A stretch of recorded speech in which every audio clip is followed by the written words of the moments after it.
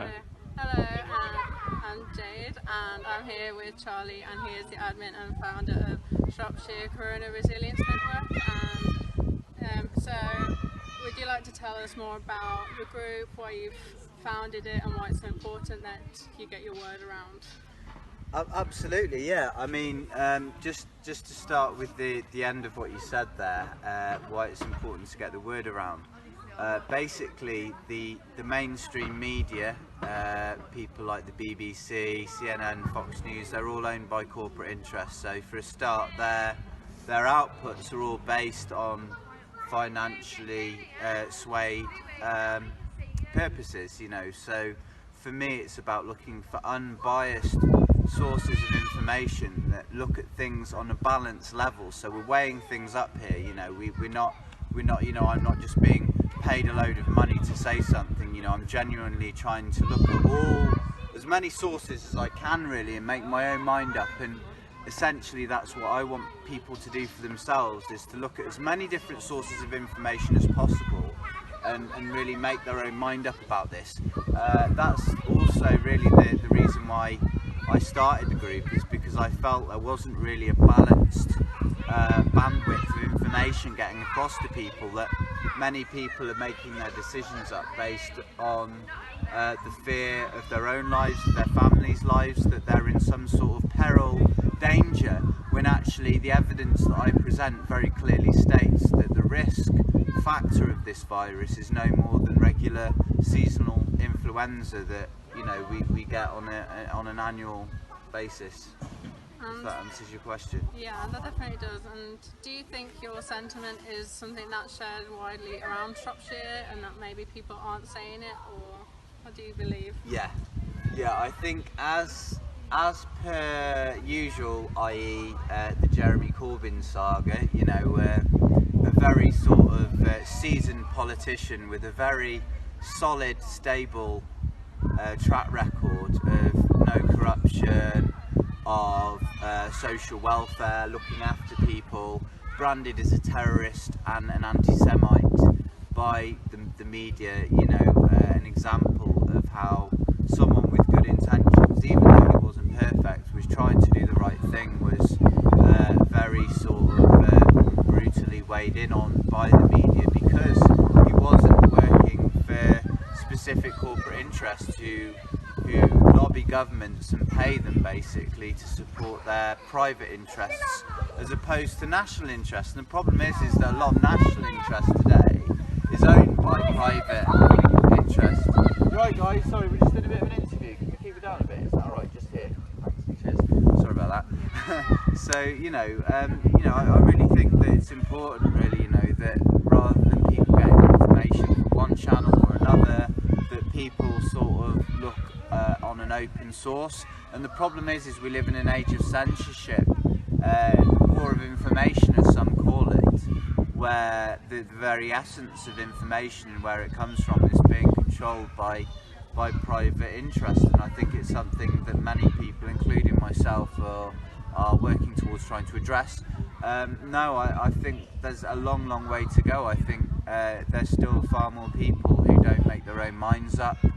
Scientific studies have been done on this, on the proportions of people that make their own minds up and the proportions of people who ask people things, the proportions of people who make their own minds up and the proportions of people who make their mind up based on what their friends are thinking or what the media is telling them they should think. And, you know, I describe that to be fascism. It's, you know, it's not, it's a failure of education. Education should be about critical thinking. You know, certainly in school, despite me resenting much of it, it's one of the things I appreciate and really work towards a better way forwards, rather than just to sort of stick in an echo chamber, which some people are accusing of us of just keeping an echo chamber and getting rid of anyone that has different opinions, and that's really far from the truth. We just don't accept people who are being abusive, people who are using bad language, people who are deliberately trolling and trying to antagonise other group members, because that spoils the experience of the communication exchange for them. So we really feel that it's important to moderate that and really get rid of people who are there just to laugh or make a joke of it. and really keep people who are actually genuinely interested in the discussions that we're having and are willing to converse respectfully about it. If you could have like a model for the pandemic, maybe based on other countries or just anything that you would want the country to go down, what would you want? Well, I think thankfully, you know, that there are some countries in the world that have done their own scientific evaluation. If we look at Sweden, for instance, some say, well, there has been a slight increase in their numbers, but some say that Sweden are a bad example. I would argue on the contrary and say that actually Sweden are a very good example in terms of the measures that they've put in, in terms of putting the baton into people's hands, you know, putting the trust into people's hands where it belongs, you know, giving people the choice whether they want to open or close their business, giving families a choice whether they want to send their kids to school or not. And having that choice is really important, and one of the most fundamental ground level sort of discussions that we can have about all this is our basic civil rights, our basic freedom of speech and our right to be able to choose whether to leave our homes. You know, that there's a saying, you know, what is it? Liberty, Equality, that one, huh? yeah, can you remember it? Liberty, I've got a bit. equality. Oh God, I did Latin at school. I've got a bit of a brain freeze at the moment. Liberty with something with secure. I don't know. I've forgotten it. So yeah, you can all have a good laugh about that, because I've got a brain freeze. But there we go. Anyway, let's move on to the next question. And if there was like a peaceful protest around here, similar to like Hyde Park, so like just Shropshire based, do you think this would be popular? Do you think you'd have a lot of people who would want to come? Basically, I think we live in very exciting times. You know, people are beginning to realise what's happening and questioning it more and more day by day.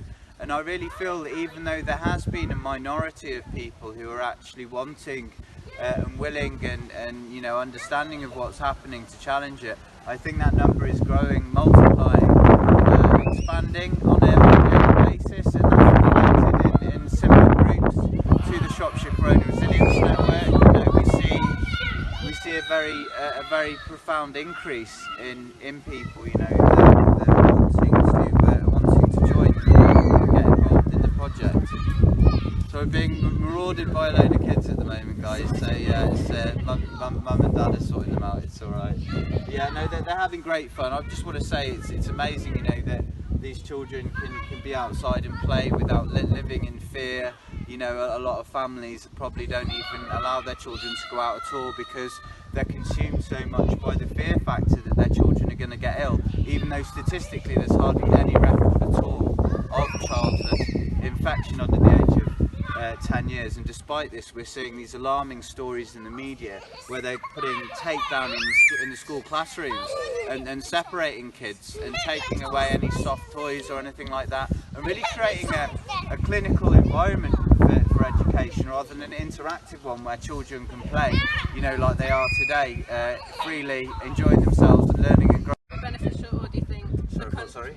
So if you lifted lockdown based on population, like obviously Shropshire's not got that much of a population, so you brought them out of it first, do you think that would be beneficial, or do you think everyone should just come out at once? Yeah, I mean, it's an interesting question, that. I mean, in terms of Sweden, you know, one thing that we can say about Sweden is they've got a much better healthcare system. They've also got less cities and less hotspots where you've got concentrated amounts of people all in one place, which in terms of any virus or infection or whatever is more of a risk. So yeah, I do think that consideration should definitely be to look at a variable policy based on different areas. Councils, one thing I've seen is a conglomeration of councils where we're right now, Bridgenorth Council, you know, conglomerating with you know, other councils around here, district councils, where I believe and I feel really that counselling should be done on a local level, so local areas can be managed in a way that suits that area, and that goes in terms of everything from the way that we govern sort of any viral outbreaks to, you know, what colour we decide to paint our letterboxes. Definitely I think that should be done on a local on a local level. Yeah. And have you interacted much with other groups around the country? There's various groups, not just around the country but around the world. You know, I think this country here in little old England is very contrived. You know, I call it the country of mind control, the country of pacification, the country of, you know, chuck them a banana and they'll swallow it. Look at other countries in the world. You know, look at Brazil, look at the United States, look at Michigan, look at Germany. You know, look at other countries where people are literally up in arms on the streets over this situation because it's so obvious what a bad decision this whole thing is, and that it's really not sitting well with people. And unfortunately many people are just too scared for their own health and their family's health to talk about it. And I think that that's the precipice of tyranny and oppression, is that people are too scared to really say what they really feel. And I think that again is a core sort of facet of what we're talking about. Obviously the big thing in the news this weekend has been the Dominic Cummings situation. What do you think about that? And just what do you think about the government generally and how they're handling this? It's really interesting actually, because if for those of you that are online, you know, go onto YouTube and have a look at Dominic Cummings from like 2015, I think it was, interview with Dominic Cummings. Have a look at that. It's about an hour and a half, 2 hours, however long it is, but it's really interesting. You know, they take the Michael out of him all the time in the media, but one thing I can't deny is the guy's intelligence, right?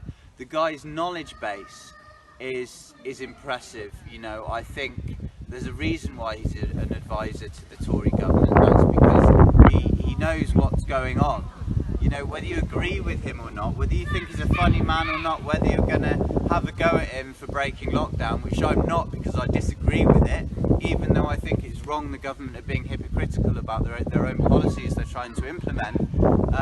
You know, having a go at Dominic Cummings is the least of my worries, really. But do have a look at some of the interviews with Dominic Cummings, because as I said, it's eye-opening. You know, we can breeze over these people, have a laugh at them and poke fun at them and have a go at them for breaking lockdown. Listen to them. They're intelligent, they know what they're talking about, they will teach you what is happening. Even if you disagree with them, make your own mind up. So that's all the questions I actually have, but is there anything you want to say, especially on a local level? So do you want to tell us more about just generally what you think in terms of Shropshire, and just any other points that you think are important to bring up? I think Shropshire's one of the most beautiful places in the world. It's got a very stable climate, it's got very rich and fertile soil. I think we should look at the positives in our lives around us, despite the negativity going on. You know, we should appreciate the sun, appreciate the wind on our face, you know, appreciate the spring, you know, everything's coming to life. And isn't it such a great disaster that our government are preventing us from enjoying that to the fullest, you know, by saying no to community events, saying no to religious gatherings, saying no to people who need social care in terms of drug or alcohol rehabilitation services. Many people can't interact and get what I describe to be the social nutrition that they need to really be on top form. And at the moment, you know, the government have said no to that, and they've even said no to people having freedom of speech in places like Hyde Park in London. There was a demonstration there was hundreds of people and over 20 people, some of which were really aggressively arrested, one of which being Piers Corbyn, Jeremy Corbyn's brother, was arrested for doing a speech about vaccines. That's something that you can all have a look at in the group, Shropshire Corona Resilience Network. We've got 6 sections in the group, one of which being the Shropshire Hub, which has got many stories connected to where we are in Shropshire here, yeah, more information. But yeah, just keep learning. You will never learn everything, guys. Just keep learning. Have an open mind. Get out there into the world and live life to the fullest. Yeah. Okay, I think that's basically covered everything that